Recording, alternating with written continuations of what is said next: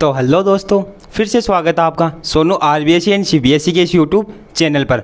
हम जो आपकी 10th क्लास का साइंस का चैप्टर नंबर 16 है, मैनेजमेंट ऑफ नेचुरल रिसोर्सेज, मतलब प्राकृतिक जो संसाधन है उनका प्रबंधन देख रहे थे। और हमने जो हमारी लास्ट वीडियो है उसमें हमने इसके बारे में बेसिक देख लिया था। जो एसिड रेन होती है, आपकी अम्लीय वर्षा होती है, या फिर जो प्राकृतिक संसाधन में किस प्रकार से कोई सरकार, फिर देखेंगे जो जल संभरण प्रबंधन है उसके बारे में। इसमें क्या होगा, जल संभरण प्रबंधन में मिट्टी एवं जल संरक्षण पर जोर दिया जाता है। इसमें जो मिट्टी होती है हमारी, क्योंकि मिट्टी की उर्वरकता कम होती है और वो चीज़ भी आपको ध्यान रखनी है। इसमें मिट्टी एवं जल के संरक्षण मतलब जल को बचाने पर जोर दिया जाता है, जिससे कि जैव मात्रा उत्पादन में वृद्धि हो सके। इसका मुख्य उद्देश्य भूमि व प्राथमिक स्रोतों का विकार, द्वितीय संसाधन पौधे एवं जंतुओं का उत्पादन इस प्रकार करना जिससे पारिस्थितिक तंत्र असंतुलन पैदा ना हो। मतलब जितने भी पौधे हैं, जंतु है, उनमें इस प्रकार से रखना कि हमने जो जैव विविधता देखी थी, पारिस्थितिक तंत्र होता है आपका, इकोसिस्टम होता है, उसमें इससे कुछ भी ऐसा नुकसान ना हो कि उसमें कोई भी आपको विभिन्नता देखने को मिले, या फिर पारिस्थितिक तंत्र में जो आपका असंतुलन होता है कि पारिस्थितिक तंत्र संतुलन बनाए रखता है। इसमें क्या हो, इस प्रकार से इसका कार्य हो कि उसमें असंतुलनता ना आए, कोई भी असंतुलन चीज़ें हमें देखने को ना मिले। तो ये चीज़ भी आपको ध्यान रखनी है। आई होप आपको ये समझ में आ गया होगा। इसके बाद में जो हम पहले स्टार्टिंग बेस से देख रहे थे कि जल प्रदूषण के 5 कारण लिखो, तो वो चीज़ देख रहे हैं। इसमें हमने 4 कारण लिए। अभी बहुत से क्या है, इसे स्किप करने की सोचेंगे। रुको एक मिनट, स्किप नहीं करना है आपको कि जल प्रदूषण की ये तो इजी है, इसे क्या पढ़े, स्किप करो आगे चलो। अरे भाई आराम से, चैप्टर्स मैंने पहले भी बताया कि थ्योरेटिकल चीज़ है, इसे एक्सप्लेन करने में आपको बहुत ज़्यादा दिक्कत आएगी। वहाँ पे आप क्या लिखोगे, फिर जो मवेशी होते हैं उनको नहलाते हैं, कपड़े धोते हैं नदियों में, अरे वो चीज़ रिपीट हो रही है, उसका मतलब नहीं है, मीन्स नहीं निकल रहा। तो ये दो आपको क्या है, थोड़ी सी देर लगेगी, इस चीज़ को पूरा एक्सप्लेन करना भी सीख जाओगे। तो इसमें क्या होगा, जलाशयों में उद्योगों का कचरा डाला जाता है। सर्वप्रथम सबसे पहले ये चीज़ आएगा कि जो नदियाँ होती है उसमें क्या होता है, जो बड़े बड़े उद्योग है उसका डस्ट आएगा, वो इसमें आ जाएगा। फिर जलाशयों के नज़दीक कपड़े धोए या मलमूत्र डालना, या फिर मवेशियों को नहलाना, वो चीज़। जलाशयों के अवांछित पदार्थ डालना, अवांछित पदार्थ में बहुत सारी आती है, जो आपके केमिकल्स होते हैं, या फिर जो जलों के लिए आवश्यक, मतलब जलों के लिए प्रदूषण का कार्य कर सकते हैं, वो पदार्थ। नदियों में मरे हुए जीवों को बहाना, ये चीज़ है, ये बहुत ज़्यादा गलत है, क्योंकि जो मरे हुए जीव है इनका पूर्ण रूप से निपटारा नहीं करने के लिए जहाँ से नदी निकल रही है वहाँ के आसपास के क्षेत्र के लोग क्या करेंगे, नदियों में जो मरे हुए जीव है उनको नहला देंगे। और जो आपका फेमस कारण है कि मवेशियों को नहलाना, कपड़े धोना, वो चीज़ भी हम इसी में देख सकते हैं। तो ये एक दो पॉइंट है वो आपको अलग से पता अभी आज चले होंगे, मुझे सब पता है कि अभी आपने जो मरे हुए जीव है इसको बहाना, ये अभी आपने देखा है, या फिर जलाशयों में अवांछित पदार्थ डालना, ये 2 पॉइंट आपने अभी देखे है, वरना आपको ये चीज़ नहीं पता थी। तो स्किप करने से कुछ नहीं होगा, जो भी चीज़ है उसे आराम से पढ़ो। मैंने बता दिया, स्टोरी टाइप लेक्चर है आपका, आराम से इसे स्टोरी की तरह पढ़ो, बोर नहीं होना है, आराम से देखो। इसके बाद में हम देखेंगे जल प्रदूषण के लिए उत्तरदायी मनुष्य के क्रियाकलाप, कि जो मनुष्य है उससे जल प्रदूषण में क्या क्या क्रियाकलाप हो रहे हैं कि जल प्रदूषण को जो बढ़ावा देने का कार्य कर रहे हैं। उसमें हम देखेंगे घर एवं कारखानों, जिसमें क्या होगा, जो कागज उद्योग है वो द्वारा छोड़ा गया विषैला एवं रसायन युक्त पानी। इसमें क्या होगा, जो आपका जल है, नदी जा रही है, उसमें केमिकल युक्त वाटर है, केमिकल युक्त पानी आपका इसमें डाल दिया जाएगा। इसमें देख सकते हैं जो ये आपका जल है, इसमें फैक्ट्रीज है या फिर जो भी उद्योग है उसमें से रसायन युक्त पानी इसमें मिल रहा है, जो कि ये जल को क्या बना देगा, ये जल को विषैला बना देगा। और जल में क्या नुकसान हो सकते हैं, इससे जल गंदा हो जाएगा और इसमें जीवाणु पनपने लग जाएंगे, बहुत सारे जीवाणु इसमें क्या होंगे, पनपने लग जाएंगे। ये चीज़ भी आपको ध्यान रखनी है। इसके बाद में देख सकते हैं कि किस प्रकार से जो जल है उसमें ये आपको कूड़ा करकट दिखाई दे रहा है। अगर कोई नदी है उसमें हम कचरा डालते हैं तो वो इस तरह से पूरी दूषित हो जाएगी, जो कि हमें ये चीज़ नहीं करनी है। कि कहीं पर क्या होता है, बहुत से स्थानों पर अगर कहीं पर झरना बह रहा है या फिर कोई नदी है, बांध है, वहाँ पर लोग जाते हैं दृष्टक क्षेत्र के, दृश्य वो होता है आपका एक पर्यटक क्षेत्र के रूप में जाते हैं, कि वहाँ पे जो घूमने योग्य होते हैं, नज़ारे होते हैं अच्छे, कि वहाँ पे एक अच्छा पिकनिक का माहौल सा रहता है, वहाँ पर जाते हैं। अच्छी बात है, कोई गलत बात नहीं है इसमें।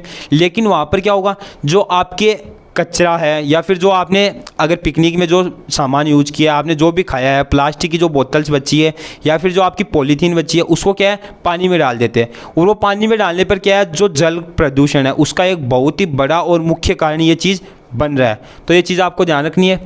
इसके बाद में कृषि कार्यों में उपयोग होने वाली पीड़कनाशी उर्वरक आदि का जलाशयों में मिल जाना। जो कृषि कार्यों में हमारी वो होती है पीड़कनाशी होती है, जिसमें हम क्या करते हैं, जो हमारी फसल है उससे अच्छे से ग्रोथ करने के लिए जो केमिकल रूप में जो ये आपके जीवाणु होते हैं उनको मारने के लिए जो केमिकल होते हैं उसका प्रयोग करते हैं। और वो केमिकल अगर हमारे जल में मिल जाए या फिर जो वो फसल है वो आपकी जल में मिल जाए तो इससे क्या होगा, जल प्रदूषित होगा। ये चीज़ भी आपको ध्यान रखनी है। इसके बाद में हम देखेंगे नदियों में मरे हुए जीवों को प्रभावित करना, जो कि हमने अभी देखा था। इसके बारे में मुझे नहीं लगता कि आपको कुछ ज़्यादा बताने की ज़रूरत है। सबको पता है जो जीव अगर नष्ट हो रहा है, मर रहा है, तो उसमें क्या होगा, जो आसपास के क्षेत्र के लोग होंगे वो उसका एक निपटारा होता है पूर्ण रूप से, कि उसे या तो ज़मीन के अंदर दफनाए या कोई और अन्य समाधान देखे, वो तो देखते नहीं। लेकिन जो नदी बह रही है या फिर कहीं पर पानी का सोर्स है उसमें डाल दिया जाता है, जो कि क्या है, गलत चीज़ है। इसके बाद में हम देखेंगे जीवाश्म ईंधन क्या होते हैं। जो हमारे जीवाश्म ईंधन, आप सबको पता है कि जो हमारे पेट्रोल है, कोयला है, डीजल है, वो किस में आएंगे, जीवाश्म ईंधन। जीवाश्म ईंधन में आप चीज़ देखो, एक जीवाश्म मतलब जीव, ईंधन, इसमें क्या होगा, जो जीव है, जीवाश्म वाष्म मतलब जीवों के जो शव है, मतलब जीवों के द्वारा इसमें ईंधन का निर्माण हो रहा है। कैसे कि सबको पता होगा कि पेट्रोल डीजल का निर्माण किस प्रकार से हो रहा है। अगर किसी को नहीं पता है तो मैं आपकी ये चीज़ क्लियर कर देता हूँ। जो पेट्रोल और डीजल है उसका निर्माण जीवों द्वारा ही हुआ है। मतलब हमारे जैसे लोग जो कि किसी आपदा के कारण जो पृथ्वी में भूमि में दफन के हो गए हैं, उसी के कारण क्या है, जो पेट्रोल का निर्माण हुआ। और जो पानी समुद्री इलाकों में दफन हो गए उनसे क्या हुआ, जो आपका पेट्रोल डीजल है उसी का निर्माण हुआ। तो बहुत से लोगों को क्या है, पेट्रोल जो उसकी कीमत रहती है 100 रुपीज़, 150, 150 रुपये प्रति लीटर या फिर अन्य जो रहती है, वो क्या बहुत अधिक कॉस्टली लगती है, महंगी लगती है। अरे भाई वो बहुत कम है। वो देखो ना कि वो एक जीव से बन रहा है, मतलब हमारे जैसे लोगों से बन रहा है पेट्रोल। हम क्या होगा, हमें जब धरती में दफना दिया जाएगा और उसकी जो प्रोसेसिंग होगी मतलब कई सालों में होगा। ये इतनी जल्दी भी नहीं होगा कि जो मरे हुए लोग हैं उनको एक साथ दफना दिया जाए फिर पेट्रोल का निर्माण हो, ऐसा भी नहीं होगा। इसके जो प्रोसेसिंग है इसमें बहुत ज़्यादा टाइम लगता है, क्योंकि आपको पता है जो भूमि के अंदर का वातावरण है वो बहुत ज़्यादा गर्म है। तो इसमें क्या होगा, प्रोसेसिंग होगी, टाइम लगेगा और जो जीव है उसके द्वारा पेट्रोल का निर्माण होगा। पेड़ पौधे हैं इनके द्वारा क्या होगा, जो आपका कोयला है उसका निर्माण होगा। तो पेट्रोल आपका अगर आपको महंगा लग रहा है तो वो गलत है। पेट्रोल सस्ता मिल रहा है, एक जीव के बदले आपको पेट्रोल मिल रहा है, वो चीज़ देखो आप। इसके बाद में हम देखेंगे कि जीवाश्म ईंधन अर्थात कोयला एवं पेट्रोलियम जो ऊर्जा के प्रमुख स्रोत होते हैं। इसमें हम देखेंगे कोयला पेट्रोल का जो महत्व है इसके बारे में देख रहे हैं, जिसमें पहला पॉइंट क्या होगा आपका, जीवाश्म ईंधन अर्थात कौन से, कोयला एवं पेट्रोलियम। पेट्रोलियम में पेट्रोल डीजल दोनों आ रहे हैं। जो ऊर्जा के प्रमुख स्रोत है वो औद्योगिक क्रांति के समय से हम उत्तरोत्तर अधिकांश ऊर्जा की खपत कर रहे हैं। ये चीज़ भी आपको पता है कि उद्योगों में हम क्या ऊर्जा का बहुत अधिक उपयोग कर रहे हैं। इस ऊर्जा का प्रयोग हम दैनिक ऊर्जा आवश्यकता पूर्ति अथवा जीवन योगी पदार्थों के उत्पादन हेतु करते हैं। कि जो हमें जो हमारी डेली लाइफ होती है उसमें जो चीज़ें हमें ज़रूरी है उसके लिए इसका प्रयोग कर रहे हैं। हमारी आवश्यकता के लिए जो पेट्रोलियम डीजल है या इनकी जो ऊर्जा है उसका हम प्रयोग कर रहे हैं। ऊर्जा संबंधी यह आवश्यकता हमें कोयला तथा पेट्रोलियम से प्राप्त होती है। जो ऊर्जा से ये संबंधित है ये हमें किससे प्राप्त हो रही है, सबको पता है कि जो ये उद्योगों में जो ये ऊर्जा हो रही है, तो ये ऊर्जा किससे प्राप्त हो रही है, ये ऊर्जा हो रही है हमें हमारे कोयले, पेट्रोलियम या फिर पेट्रोल लिख दो या डीजल लिख दो। इससे क्या होगा, इससे ये ऊर्जा हमें प्राप्त हो रही है। तो ये चीज़ भी आपको ध्यान रखनी है। इसके बाद में आज भी हम अपनी ऊर्जा खपत का 70% हिस्सा, कितना जो हम ऊर्जा यूज कर रहे हैं उसका 70% हिस्सा कोयला एवं पेट्रोलियम पर निर्भर है। मतलब जो फैक्ट्रीज होती है आपकी, फैक्ट्रीज में जो मशीन्स होती है या फिर अलग अलग चीज़ें होती है उनको चलाने के लिए क्या है, ऊर्जा की आवश्यकता होगी। किसी भी मशीन को चलाने के लिए क्या है, ऊर्जा की आवश्यकता होगी। और उस ऊर्जा का क्या है, 70% ऊर्जा हमें कहाँ से मिल रही है कि बहुत से स्थानों पर क्या होगा, जो जल है उसके द्वारा काइनेटिक एनर्जी से जो विद्युत ऊर्जा बना रहे हैं, वो चीज़ हमारे जो जीवाश्म ईंधन है इसमें नहीं आएगी। लेकिन बहुत से स्थानों पर क्या होगा, जो आपकी फैक्ट्रीज़ है वहाँ पर पेट्रोल डीजल का प्रयोग किया जाता है, या फिर जो कोयला है उसका बहुत अधिक उपयोग इसी में किया जाता है। जो इंडस्ट्री चीज़ें होती है, मतलब बड़ी बड़ी फैक्ट्रियाँ होती है, इसमें कोयले का सर्वाधिक उपयोग होता है। या फिर आप ऐसे देख लो ना कि आप जो अपना साधन, वो आपका वाहन है उसे चला रहे हो, आपके पास जो बाइक है उसके लिए भी आपको पेट्रोल की ही आवश्यकता होगी, या फिर जो डीजल है उसकी आवश्यकता होगी, उसमें भी इसका उपयोग अंधाधुंध आपको देखने को मिल रहा है। इसके बाद में हम देखेंगे कोयला और पेट्रोलियम पदार्थों जैसों का संरक्षण, मतलब कोयला एवं पेट्रोलियम जैसे ईंधनों का संरक्षण, किस प्रकार से इसका संरक्षण किया जा सकता है। पेट्रोलियम एवं कोयला लाखों वर्ष पूर्व जीवों की जैव मात्रा के अपघटन से प्राप्त हुआ था। मैंने अभी जस्ट आपको ये चीज़ बताई है कि इसमें क्या हुआ था, लाखों वर्ष पहले किसी भी अगर आपदा आई है, उसमें जो जीव वो पृथ्वी के अंदर दफन हो गए, आपकी ज़मीन है उसमें दफन हो गए, तो उनसे क्या है, हमें उनके अपघटन से क्या हुआ, जो कोयला और पेट्रोल है वो प्राप्त हो रहा है। अतः चाहे हम जितनी भी सावधानी से इनका उपयोग करें, फिर भी यह स्रोत भविष्य में समाप्त हो जाएंगे। मैंने ये चीज़ आपको बहुत बार बता दी है कि जो आपके कोयला है या फिर क्या है, आपका जो पेट्रोल है वो एक लिमिटेड है, मतलब एक निश्चित क्वांटिटी में है, ऐसी नहीं कि अनलिमिटेड है। इनकी जो हमारे पास क्वांटिटी है इनकी लिमिटेड है, हम इन्हें बना भी नहीं सकते, ये चीज़ भी आपको ध्यान रखनी है। इसे हम कृत्रिम रूप से नहीं बना सकते, ये हमें नेचुरली प्राप्त हुई है और लिमिटेड है। तो हमें ये चीज़ भी ध्यान रखनी है, चाहे हम जितनी कोशिश कर ले, हम इसका कम से कम उपयोग कर ले, लेकिन क्या है, जो आने वाली पीढ़ी है वहाँ तक ये समाप्त हो जाएगा। लेकिन फिर भी हम इसका कम उपयोग कर रहे हैं, जिससे कुछ जो पीढ़ी है, पूरी पीढ़ी दर पीढ़ी आपको पता है चलती रहेगी, लेकिन जो आने वाली थोड़ी बहुत पीढ़ी है उसमें तो ये चीज़ उनको इसका लाभ मिले। अतः तब हम ऊर्जा के विकल्पित स्रोतों की खोज करने की आवश्यकता होगी। तो इसमें क्या होगा कि आने वाले समय में क्या होगा, जो आपका जीवाश्म ईंधन है वो ख़त्म हो जाएगा, तब हमें ऊर्जा के जो अन्य स्रोत है उसकी आवश्यकता चाहिए होगी, अन्य जो स्रोत है उसकी खोज करनी होगी। इसके बाद में हम देखेंगे जीवाश्म ईंधनों के उपयोग से होने वाली हानियाँ, कि अगर हम जो जीवाश्म ईंधन है, आपका कोयला है, पेट्रोल है, डीजल है, इसका अंधाधुंध उपयोग कर रहे हैं, इसका कई जगह जो बाइक होती है, आपके वाहन होते हैं उसमें उपयोग कर रहे हैं, या फिर अन्य फैक्ट्रीज में उपयोग कर रहे हैं, तो हर चीज़ के अगर फ़ायदे हैं तो उसके नुकसान भी आपको देखने को मिलेंगे। तो इसका जो मेन चीज़ है, मेन है वो होगा आपका वायु प्रदूषण, एयर पोल्यूशन। क्योंकि आपको पता है प्रेजेंट में क्या है, अगर हम भारत की बात करें तो भारत में दिल्ली में सबसे ज़्यादा पोल्यूशन देखने को मिलता है, क्योंकि दिल्ली में जो आपके साधन है, वाहन है, वो बहुत ज़्यादा अधिक मात्रा में चलते हैं, तो उनके कारण क्या है, वायु प्रदूषण होगा, जिसमें क्या है, कोयला एवं पेट्रोलियम जैव मात्रा से बनते हैं। ये सबको पता है कि कोयला और पेट्रोलियम किससे बन रहे हैं, जैव मात्रा से, जिनमें कार्बन के अतिरिक्त हाइड्रोजन, नाइट्रोजन एवं सल्फर गंधक भी होते हैं। जो सल्फर होता है वो गंधक के रूप में होता है। जब इन्हें जलाया जाता है, मतलब इनका दहन किया जाता है, तो कार्बन डाइऑक्साइड, जल, नाइट्रोजन ऑक्साइड तथा सल्फर के ऑक्साइड बाहर निकलते हैं। ये चीज़ भी आपको ध्यान रखनी है कि जब हम इनका दहन कर रहे हैं, इनको जला रहे हैं, तो इसमें कार्बन डाइऑक्साइड, जल, नाइट्रोजन के ऐसे बाहर निकलेंगे।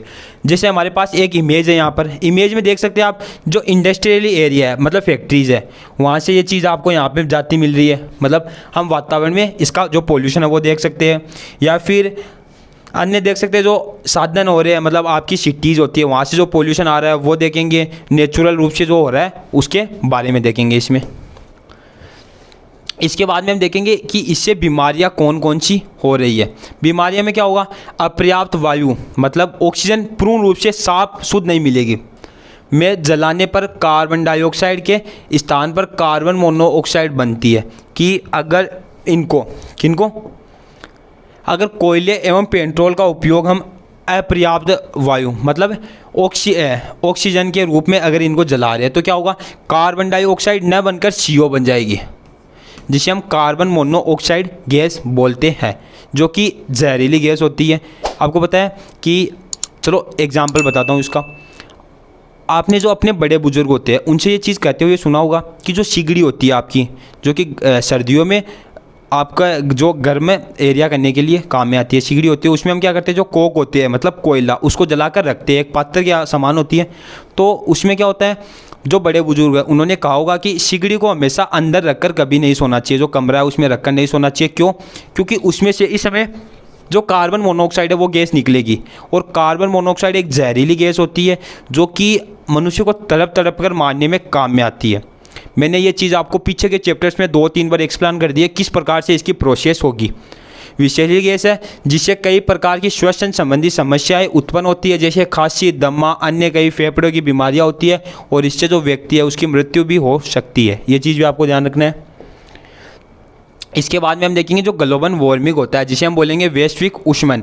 ग्लोबल वार्मिंग सबको पता है किस कारण होगा, इसके जो साइड इफ़ेक्ट होते हैं, नुकसान क्या हो गए। अम्लीय वर्षा आ जाएगी, इसमें जो पेड़ है वो सूखने लग जाएंगे, या फिर जो आपकी भूमि है वो फटने लग जाएगी, उसमें दरारें इस प्रकार से आपको देखने को मिलेगी, या फिर जो हमारा टेम्परेचर है वो बहुत ज़्यादा हो जाएगा। एसिड रेन होगी, वो भी इसी के कारण होगी, मतलब इसी में होगी। इसमें क्या होगा, कोयला एवं पेट्रोलियम पर विचार करने का एक अन्य दृष्टिकोण यह भी है कि इसका अधिक उपयोग करने का विचार कर रहे हो, तो उसका एक दृष्टिकोण यह भी है कि इसका अधिक उपयोग क्यों नहीं करना चाहिए, कि ये कार्बन के विशाल भंडार है। सबको पता है यदि इनकी संपूर्ण मात्रा का कार्बन जलाने पर कार्बन डाइऑक्साइड में परिवर्तन हो गया तो वायुमंडल में कार्बन डाइऑक्साइड की मात्रा अधिक हो जाएगी। वैसे ही पता है कार्बन डाइऑक्साइड की मात्रा ऑक्सीजन से अधिक हो जाएगी, जिससे तीव्र वैश्विक ऊष्मा होने की संभावना है।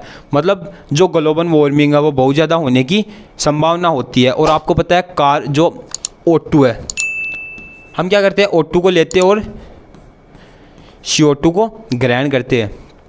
पेड़ क्या करते हैं, CO2 को लेते हैं और O2 को छोड़ते हैं। लेकिन जो ग्लोबल वार्मिंग है इसमें आपके एसिड रेन है, अम्लीय वर्षा में क्या होगा, पेड़ है वो सूखने लग जाएंगे। तो पेड़ ही सूख रहे हैं, मतलब O2 का आपके पास निर्माण नहीं हो रहा, केवल CO2 वातावरण में हो रही है, तो भी वो भी तो नुकसानदायक चीज़ हो गई ना। तो ये चीज़ भी हमें ध्यान रखनी है। इसके बाद में हम देखेंगे जो ऊर्जा खपत है, ऊर्जा खपत बचाने या कम करने के कौन कौन से हमारे पास उपाय आते हैं, कि ऊर्जा को किस प्रकार से हम इसके अधिक उपयोग है उसे कम कर सकते हैं या बचा सकते हैं। इसके बारे में बस में यात्रा, अपना वाहन प्रयोग में ना ले। मतलब कई जगह क्या होगा, छोटी छोटी जगह होती है, आपको थोड़ी दूर पर जाना है, अगर वहाँ पर बस जा रही है तो आप बस में जा सकते हो, क्योंकि बस में क्या है, मानो 50 आदमी जा रहे हैं, 50 यात्री है वो यात्रा कर रहे हैं। अगर वो 50 है वो सभी अपने प्राइवेट वाहन से जा रहे हैं तो उससे बस से कंपेयर में उससे पोल्यूशन ज़्यादा हो रहा है। लेकिन वो सभी एक साथ जा रहे हैं एक साधन में, तो केवल थोड़ा पोल्यूशन होगा, वो चीज़ हमें ध्यान रखनी है। अथवा पैदल जाना, कि छोटी छोटी दूरी पर हमें बाइक यूज़ नहीं करनी, या फिर जो हमारा वाहन होता है वो छोटी छोटी दूरी पर हमें यूज़ नहीं करना, पैदल जाना, या फिर जो साइकिल होती है आपकी उसका प्रयोग करना।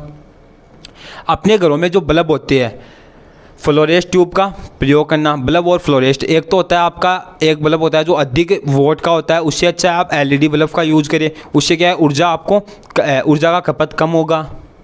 लिफ्ट का प्रयोग करना अथवा सीढ़ियों का प्रयोग करना, ये चीज़ भी आप समझ गए। लिफ्ट का प्रयोग न करना अथवा सीढ़ियों का प्रयोग करना, ये चीज़ आपको ध्यान रखना है। सर्दी में एक अतिरिक्त स्वेटर पहनना अथवा हीटर या सिगड़ी का प्रयोग न करना। सिगड़ी का उपयोग हीटर या सिगड़ी का उपयोग वैसे नहीं, हीटर का उपयोग नहीं करना। इसमें क्या होगा, एक स्वेटर अधिक पहन लो आप, लेकिन जो हीटर है उसका उपयोग मत करो। सिगड़ी का उपयोग भी आपको कम करना है, क्योंकि सिगड़ी से क्या बन रही, CO कार्बन मोनोऑक्साइड सिगड़ी के जलने से, कोयले के जलने से बन रही थी। ये चीज़ हमने देख ली है। जो ये हमारा 16 नंबर का चैप्टर है ये यहाँ पर कंप्लीट हो चुका है। आपने इसे अच्छे तरीके से पढ़ा है, स्टोरी तरीके से पढ़ा है, थ्योरेटिकल पढ़ लिया है। इसमें अगर आपको किसी भी पॉइंट में कुछ भी दिक्कत है आप हमें बता सकते हैं, और आप कमेंट बॉक्स में कमेंट करके बता सकते हैं। अगर आप वहाँ ना करें तो आपको हमारे इंस्टाग्राम पेज की लिंक मिल जाएगी, उसमें जाकर आप ये कर सकते हैं, या फिर टेलीग्राम है वहाँ पर आप हमें बता सकते हैं। उससे क्या होगा, जो आपके प्रॉब्लम आ रही है उसका सॉल्यूशन हमारी टीम द्वारा जल्दी मिल जाएगा। आई होप आपको वीडियो अच्छी लगी है। अगर वीडियो अच्छी लगी है तो चैनल को सब्सक्राइब कर दो और वीडियो को भी लाइक कर दो। थैंक्स फॉर वॉचिंग, धन्यवाद।